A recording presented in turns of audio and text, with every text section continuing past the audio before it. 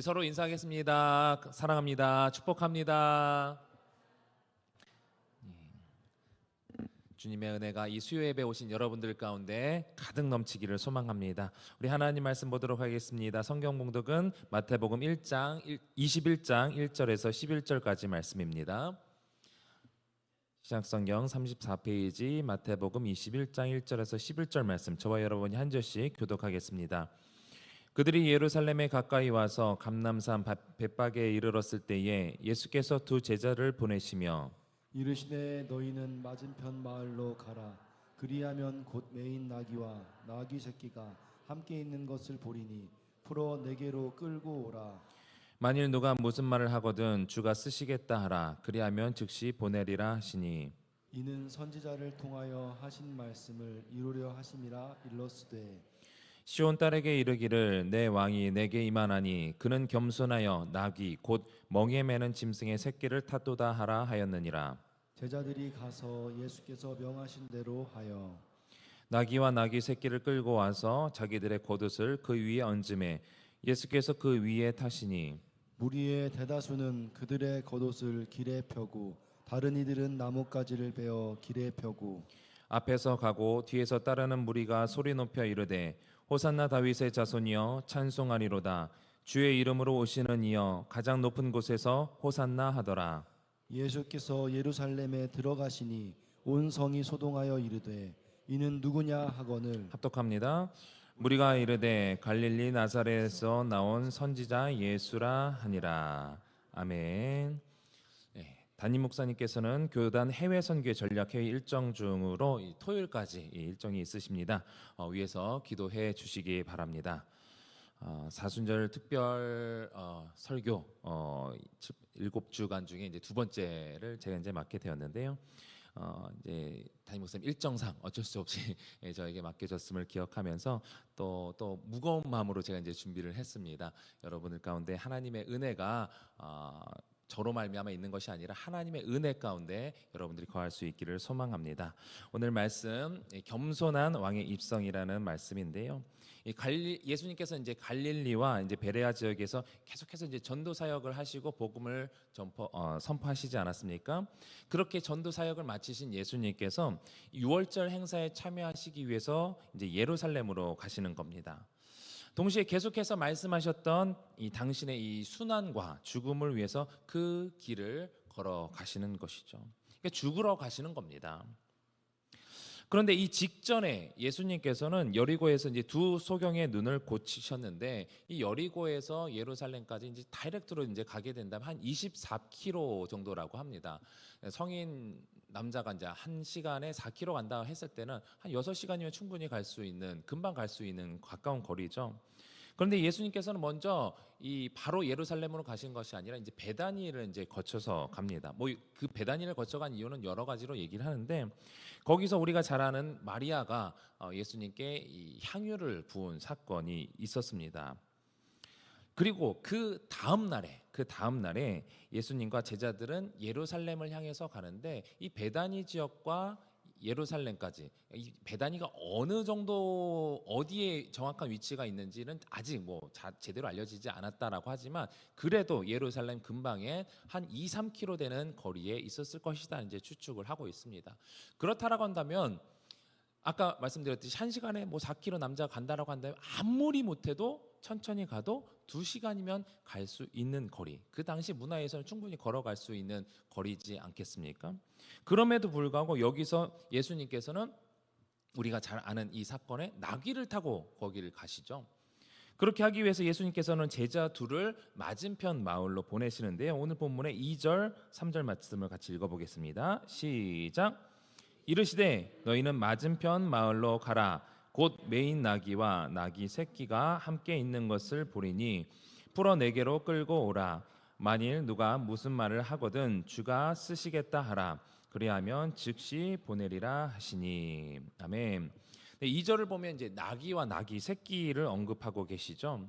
근데 이제 이 병행 본문, 마가복음, 누가복음, 요한복음이 이 사건이 동일하게 나오는데 이 병행 본문에서는 병행 구절에서는 본문에서는 나귀와 나귀 새끼를 언급하는데 다른 복음서에서는 나귀 새끼만을 언급합니다. 뭐 일반적으로 나귀 새끼가 혼자 가지 않을 거다. 어미를 따라가서 가야 하기 때문에 여기 마태가 특히 또 이제 이 어미 나귀를 언급했을 것이다. 뭐 이런 얘기도 있고, 그렇지만 마태는 보통 이제 특히 이 마태복음이 유대인들을 대상으로 이제 쓰지 않았습니까? 그렇기 때문에 어떤 분명한 의도를 가지고 더 구체적으로 언급했을 것이다라고 하면서 어떤 학자는 이에 대한 해석으로서 어미 나귀는 그동안 계속해서 이제 멍에를 메워왔던 어미 나귀지 않겠습니까? 나귀의 그 역할이 계속해서 그런 사람을 태우고 짐을 나르고 이런 역할이잖아요. 근데 아직 이 마가 누가 요한복음에서는 아직 멍에를 매지 않은 나귀 새끼라고 언급을 하고 있어요. 그러니까 이 어미 나귀는 오랫동안 율법의 멍에를 메어온 유대 백성들을 상징한다라고 어떤 학자는 이제 보고 있습니다. 반면에 나귀 새끼는 이러한 멍에를 매지 않은 복음으로 새롭게 된 하나님의 백성들, 예수님께서는 그 길로 이 백성들을 이끌어 갈 것을 상징하는 것이다라고 보는 학자들이 있습니다. 우리가 잘 알고 있듯이 예수님의 사역과 또 앞으로의 이루어진 일들을 보면은 저는 이 해석이 좀 의미가 있다라고 봅니다. 백성들이 더 이상 이 죄의 멍에를 매지 않고 율법의 멍에를 매지 않고 새로운 은혜의 시대를 열어가는 이 예수님의 행적이라고 볼 수 있는 것이죠. 뒤에 보면 예수님께서 이 나귀 새끼를 타고 예루살렘으로 들어가실 예정이신데, 이렇게 하시는 이유는 또 우리는 분명히 알 수 있는 것이, 예수님께서 왜 이 나귀 새끼를 2km 충분히 걸어갈 수 있는 거리, 어떻게 보면 나귀를 타고 가는 거나 걸어가는 거나 큰 차이가 없을 수도 있습니다. 그런데 굳이 이렇게 하시는 이유는 뒤에서 이제 말씀하시지만 구원의 예언을 성취하시기 위함이었고, 동시에 예수님이 어떤 분이신가라는 것을 분명히 보여주기 위함이었습니다. 이어서 본문 4절 5절 한번 읽어보도록 하겠습니다. 시작. 이는 선지자를 통하여 하신 말씀을 이루려 하심이라. 일러스되 시온 딸에게 이르기를 내 왕이 내게 임하나니 그는 겸손하여 나귀 곧 멍에 매는 짐승의 새끼를 탔도다 하라 하였느니라. 아멘. 분명히 말씀하시죠. 선지자를 통하여 하신 말씀, 하나님께서 예언하신 그 말씀, 하나님께서 메시아가 오면은 이렇게 할 것이다라고 하는 그 성취의 그 말씀을 성취하시기 위해서 예수님께서 일부러라도 이렇게 하신다라는 것이죠. 그러니까 예수님조차도 이렇게 하는 분명한 의도가 있다라는 겁니다. 이어서 그 선지자의 말씀이 무엇이냐? 5절에 언급한 이 내용은 이 스가랴 9장 9절의 말씀입니다. 스가랴 9장 9절 한번 같이 읽어볼까요? 시작. 시온에 따라 크게 기뻐할지어다. 예루살렘에 따라 즐거이 부를지어다. 보라, 내 왕이 내게 임하나니 그는 공의로우며 구원을 베풀며 겸손하여서 나귀를 타나니 나귀의 작은 것 곧 나귀 새끼니라. 예수님께서 이 나귀 새끼를 타고 들어가신다라는 것은 이 스가랴 말씀처럼 나귀를 타고 가는 것 곧 내 왕이, 너희들의 왕이, 유다 백성들의 왕이 곧 메시아가 너희들 앞에 나타난다는 것이다. 그 사람이 곧 메시아다라는 것을 보여준다라는 것입니다. 이 말씀처럼 예수님께서 이 나귀를 타고 들어간다. 내가 너희들이 바라던 메시아다, 구원자다, 그 왕이다라는 것을 본격적으로 이제 보이시는 것이죠. 당시 문화에서 일반적으로 우리가 생각할 때 왕하면 여러분 어떤 이미지가 떠오릅니까? 뭐 나폴레옹 혹시 그 초상화라고 해야 되나요? 나폴레옹 모습 보통 어떻게 생각하나요? 그 백마가 막 이렇게 앞발을 딱 들고 그 위에 타 있는 나폴레옹 왕 생각이 나십니까? 그런 이미지죠. 백마 타든지 아니면 어떤 우람한 말을 타고 뭐 칼을 들든 아니면 뭐 승리의 깃발 들든 그런 이미지를 우리는 생각을 하게 됩니다. 말을 타고 전쟁에서 승리하고 돌아오는 그런 모습을 생각하면서 어떤 권세와 힘을 상징하는 그런 우리는 그런 왕을 우리는 생각하죠. 그런데 나귀는요, 말과 정반대의 이미지로 평화를 상징합니다. 당시에 로마의 통치하에 있던 이 유대인들 입장에서는 기대하던 이 메시아의 모습은 인간적으로 말씀은 못 떠나서 그냥 메시아, 그들이 생각했던 이 메시아의 모습은요, 이렇게 우리가 일반적으로 생각했던 말을 타고 힘과 권력을 가진 모습으로서 누가 봐도 저 사람 앞에 내가 무릎을 꿇어야 되겠다, 왕이구나 할 그런 모습을 기대했을지도 모릅니다. 그러나 예수님의 모습이 자신의 기대치와 다르게 보였을 때 어떻게 보면 무기력해 보였을 수도 있지요. 그런데 스가랴 선지자가 예언하는 왕은 이런 왕입니다. 아까 읽었던 우리 스가랴 9장 9절 말씀 하반절을 한번 읽어보면요, 스가랴 9장 9절 하반절 보면요, 보라 내 왕이 내게 임하나니 그는 공의로우며 구원을 베풀며 겸손하여서 나귀를 탄다. 나귀를 탄다라는 것은 이 겸손의 의미도 있다라는 것입니다. 그런데 동시에 공의로우시며 구원을 베풀며, 그리고 다음 절 스가랴 9장 10절에서 이 메시아가 어떤 모습으로 오는지 분명하게 나타나는데요, 한번 읽어보겠습니다. 내가 에브라임의 병거와 예루살렘의 말을 끊겠고 전쟁하는 활도 끊으리니 그가 이방 사람에게 화평을 전할 것이요 그의 정권은 바다에서 바다까지 이르고 유브라데 강에서 땅 끝까지 이르리라. 아멘. 전쟁을 상징하는 병거, 말, 활, 이 모든 것을 다 없애버리겠다는 거죠. 그러면서 이방 사람들에게 화평을 전한다 말씀을 하고 있습니다. 그리스도의 왕국은, 하나님의 나라는 어떤 힘으로써, 폭력으로써 완성되는 것이 아니라는 겁니다. 고요한 하나님의 이 말씀으로 이루어진다는 것이죠. 또한 어떤 한 민족, 곧 유대인들만의 왕이 아니라, 여기서 뭐라고 말씀하고 있습니까? 그의 정권은 바다에서 바다까지 이르고 유브라데 강에서 땅 끝까지 이르리는, 온 땅에 온 열방을 다스리시며 영원히 다스릴 것을 말씀하고 있는 구절입니다. 유대인들이 생각하는 우리나라의 어떤 국소적인 전쟁, 로마와 유대 땅 간에 우리가 이겨서 로마를 넘어서서 승리하고 자유를 얻고, 이 정도의 국소적인 통치 전쟁이 아니라 열방을 향한 하나님의 통치를 분명히 말씀해 주고 있는 것입니다.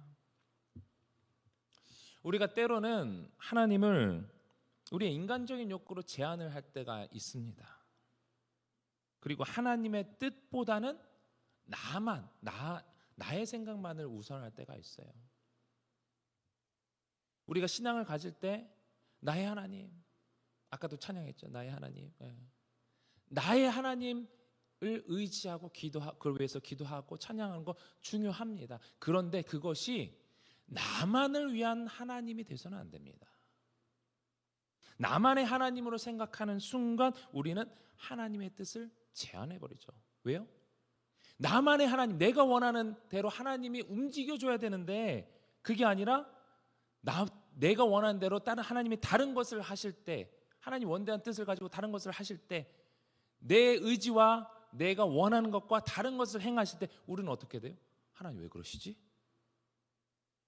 나만의 하나님을 생각할 때 우리는 충분히 그럴 수 있다라는 것입니다. 나만을 위해서 하나님의 뜻보다 나의 뜻이 더 우선되기 때문에 나만을 위한 하나님, 정말 위험한 거예요. 그분은 평화를 이루시며 또 나뿐만 아니라 공동체의 평화를 위해 이 땅에 오셨다는 것을 우리는 기억해야 됩니다. 나 한 사람을 위해서가 아니라 여러분 모두, 온 인류를 위해서 이 땅에 오셨다는 것을 기억해야 됩니다. 그렇기 때문에 우리나라의 평화, 그리고 열방의 평화를 위해 겸손의 왕으로 이 땅에 오셨음을 기억할 때에 나만의 하나님으로 제한시킬 수 없는 것이죠. 이 사실을, 이런 하나님을 우리가 제대로 알 때에 우리는 뒤에 이제 이들이 외쳤던 호산나를 외칠 수 있는 겁니다. 호산나에 대해서는 뒤에서 다시 한번 살펴보겠는데요. 이어서 이제 우리가 6절, 7절 보면요. 제자들이 예수님의 말씀대로 나귀와 나귀 새끼를 끌고 왔고요. 예수님께서는 나귀 새끼를 타시고 예루살렘으로 들어가게 됩니다. 그럴 때 백성들의 반응인데 우리 8절 말씀 읽어보도록 하겠습니다. 8절 시작.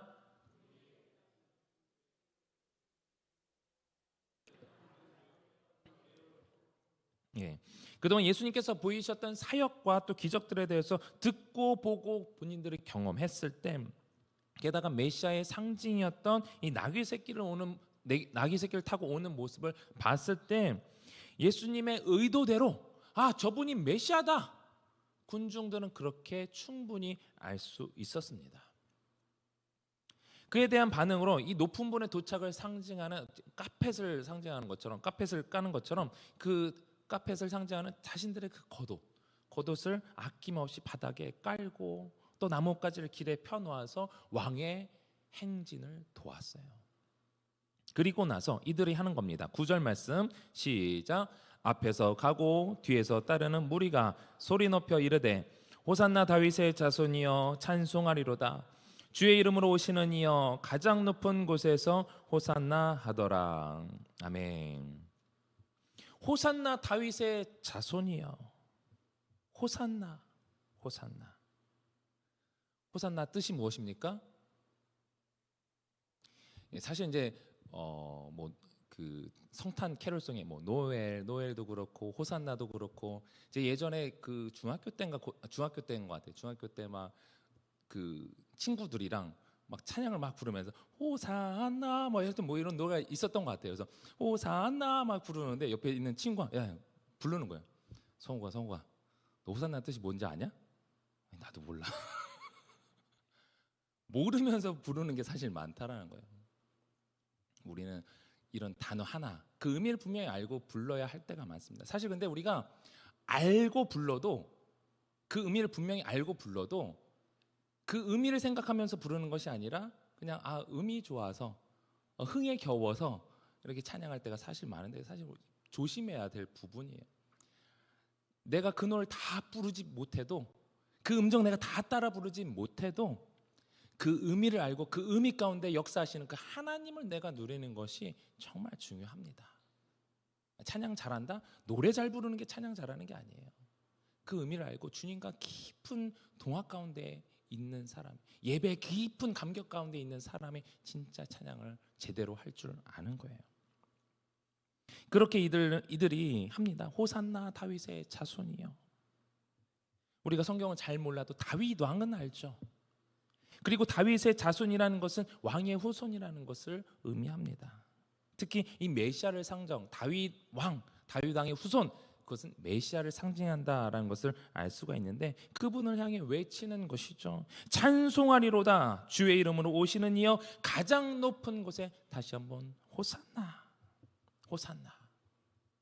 여기서 앞뒤로 나오는 이 호산나는 시편 118편 25절에 나오는 이 말씀인데요. 시편 118편 25절 시작. 구하옵나니 이제 구원하소서.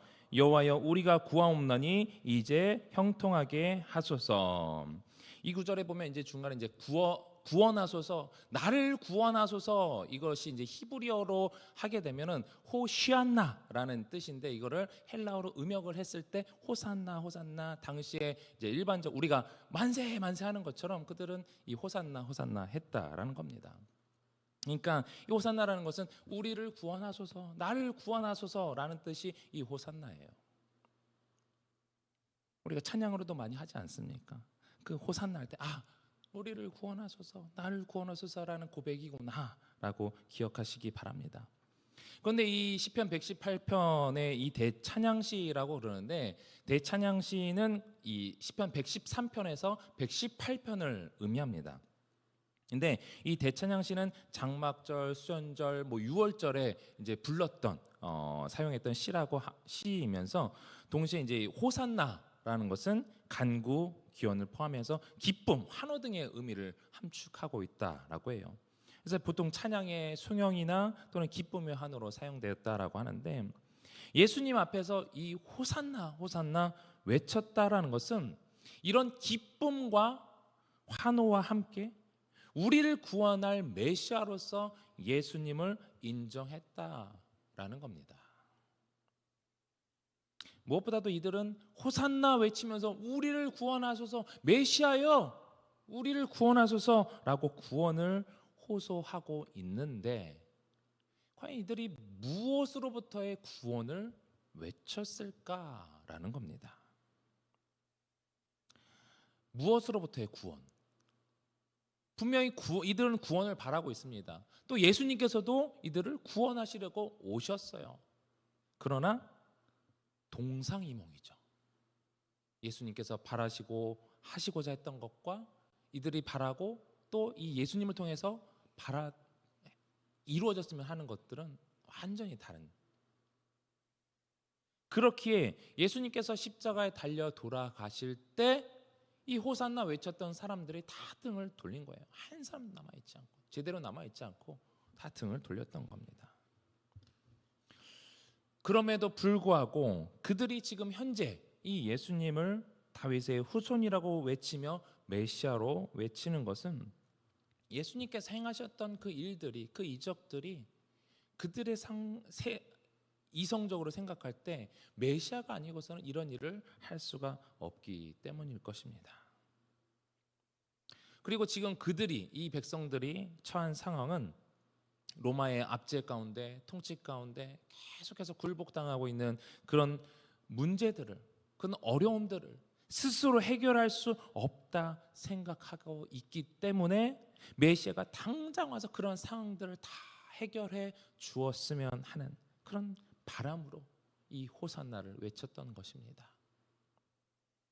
그나마 이렇게 외쳤던 자들은 일반적인 이 군중이었어요. 기득권을 누리고 있는 사람들은 로마의 통치 하에서 그 어떤 그 시스템 가운데 기득권을 누리고 있었던 사람들은 호산나를 외칠 필요가 없었습니다. 왜냐하면 그들은 급격한 변화를 원하지도 않았고 또 구원을 요청할, 지금 내가 풍성히 다 누리고 잘 살고 있기 때문에 이 구원을 요청할 필요가 없었던 것이죠. 그래서 이들은 어떤 반응을 보이냐 하면 오늘 본문 10절 11절입니다. 시작.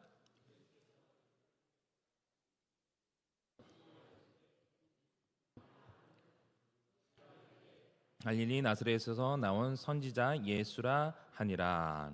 아멘. 온 성에 소동이 있자 이제 뭐 뒤늦게 온 사람들이 있었겠죠.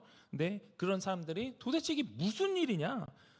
그리고 이 소동의 핵심인 저 사람은 도대체 누구냐라고 물어봤을 때에 이 대답이 나온 거예요.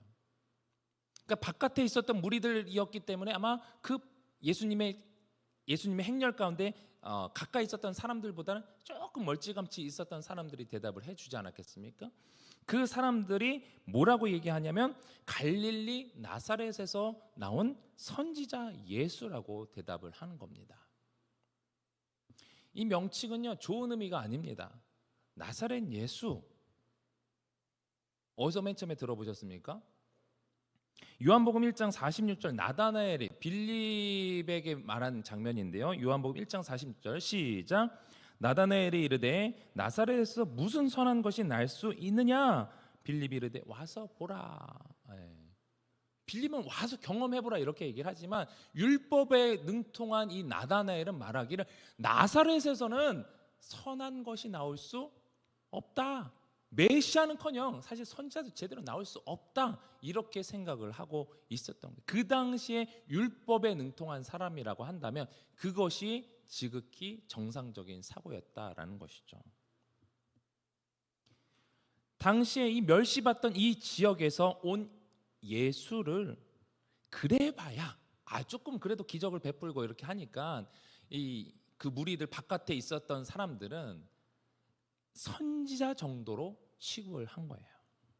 그래서 갈릴리 나사렛에서 나온 선지자 예수라. 메시아 아니야. 저 사람 메시아 아니야. 사람들 저 무지한 사람들이 하층민들이 제대로 알지 못하고 저렇게 다윗의 왕 후손이 호산나 호산나 외치는데 갈릴리 나사렛에서 나온 선지자 예수야, 선지자 예수. 이렇게 약간 비꼬는 듯한 이런 답변이었던 것입니다. 호산나 호산나 외쳤던 자들의 고백이 아닙니다. 계속해서 예수님을 메시아로 인정하지 않고 예수님과 대립했던 무리 바깥에 있었던 사람들, 우리 흔히는 뭐 바리새인, 뭐 사두개인, 대제사장, 제사장들, 뭐 그렇게 볼 수 있겠죠. 이런 반응으로 이와 같이 예수님을 멀리했던 것입니다. 메시아로 받아들일 여지조차 이들은 아예 없었던 거예요. 여러분들에게 있어서 예수님은 어떤 분이십니까?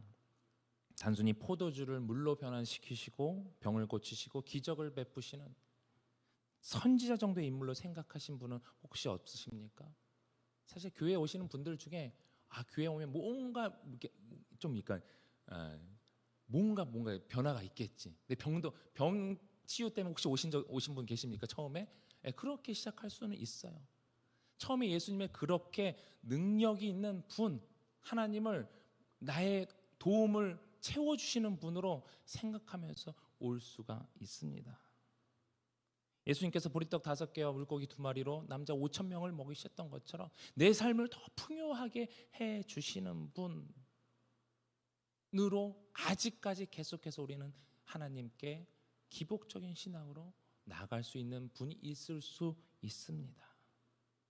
안전뱅이를 일으키시고 죽은 자를 살리신 이러한 일들, 나한테서도 우리 가족들에게서도 그렇게 그런 은혜가, 그런 기적이 나타나기를 바라고 있을 수 있어요. 하나님께서 그걸 못하신다는 것이 아닙니다. 하실 수 있어요. 그런데 그것보다 더 중요한 것은 우리가 치유 가지 않는 거예요. 몸도 치유받고 우리 삶이 풍요해지고 모든 삶이 다 나아졌는데 우리가 결국 지옥 간다? 그것은 하나님께서 원하시는 일이 아닙니다. 궁극적으로 예수님께서 이런 모든 일들을 행하신 것은요, 당신이 메시아이심을 보이시기에 오셨어요. 그리스도이심을, 구원자이심을 보이시기 위해서 오셨다는 것입니다. 그래서 마태복음 1장 21절에 예수님에 대해서 이렇게 말씀하고 있습니다. 아들을 낳으리니 이름을 예수라 하라. 이는 그가 자기 백성을 그들의 뭐에서? 죄에서 구원할 자이심이라 하니라. 예수님의 그 이름에도 그 의미가 담겨 있고, 기름 부음 받은 자로서 우리를 통치하시고 다스리시고 앞으로의 모든 일들을 계획하시고 이루시면서 번제물이 되어서 하나님께 올려지신 것은요, 우리의 모든 죄를 구원하셔서 모든 죄를 다 사하시고 우리를 죄로부터 구원하게 하시기 위해서 이 땅에 오셨음을 우리는 우리 신앙에 있어서 그것을 가장 기초적으로 베이스로 삼고 살아가야 할 줄 믿습니다. 이 세상에 구원이 필요하지 않은 사람은 아무도 없습니다. 그렇기 때문에 이 세상의 모든 사람들은 모두가 다 호산나 우리를 구원하소서라고 외쳐야만 합니다. 호산나를 외칠 줄 모르고 그 외침을 거부하는 사람들이야말로 더더욱 이 구원이 시급한 사람들이죠. 여러분들은 지금 그 호산나를 외치고 계십니까? 그러한 마음으로 신앙생활을 하고 계십니까? 호산나 주여 나를 구원하소서. 호산나 주여 나를 구원하실 분은 오직 예수님 뿐이십니다. 누가 이 호산나를 외칠 수 있을까요? 겸손한 자, 구원이 필요하다고 느끼는 자, 아니 그럴 수밖에 없다라고 고백하면서 주님을 찾는 자가 이 호산나 외치며 그 구원의 은혜를 누릴 수 있는 것입니다. 지금 내가 많은 것을 누리고 있을수록 우리는 현실에 안주하면서 주님을 필요로 하지 않을 때가 많아요. 내가 바라는 세상의 부귀 영화가 아니라 이 땅에 진정한 평화를 주시기 위해서 겸손하게 나귀 새끼를 타시며 평화의 왕으로 오신 이 예수님을 바라보며 우리 역시 겸손한 마음으로 호산나를 외칠 때 진정한 구원이 우리에게 임하시는 줄 믿으시기 바랍니다. 오늘 말씀을 묵상하면서 우리가 다시 한번 스스로에게 자문해 봤으면 좋겠습니다. 나는 지금 호산나를 외치고 있는가? 호산나를 외치며 주님과 동행하고 있는가? 주님께서 베풀어 주신 그 구원의 은혜를 날마다 감격하면서 누리고 있는가? 그런 은혜가 이 사순절 기간에 특히 오늘 수요 예배 오신 여러분들에게 임할 수 있도록 겸손의 왕이신 그 주님 앞에 엎드리며 겸손히 나아갈 수 있기를 주님의 이름으로 축원합니다. 우리 함께 기도하실 때에 겸손의 왕으로 이 땅에 오신 예수님, 그 주님 앞에 우리가 고백하기를 주님의 구원이 우리에게 필요합니다. 호산나 주여 나를 구원하소서. 나를 구원하신 그 주님의 은혜를 누리며 살아가게 도와주시옵소서. 겸손히 주 앞에 엎드리면 나를 의지하지 않고 오직 주님을 의지할 수 있는, 주님만을 의지할 수 있는 우리들의 믿음 되게 해달라고 기도하시고, 또 우리 서울제일교회가 거룩한 공동체가 될 수 있도록 우리 또 교회의 부흥을 위해서 또 특별히 둔촌동 시대를 앞두고 있는 우리 교회가 마지막 시대의 사명을 잘 감당할 수 있게 해달라고, 또 3월 30일 임직식을 통해서 세워진 일꾼들이 하나님의 기뻐하시는 충성된 일꾼이 되게 해달라고, 또 다음 세대의 부흥을 위해서 또 각자의 기도 제목을 놓고 우리 주님 3번 간절히 부르고 통성으로 기도하겠습니다. 주여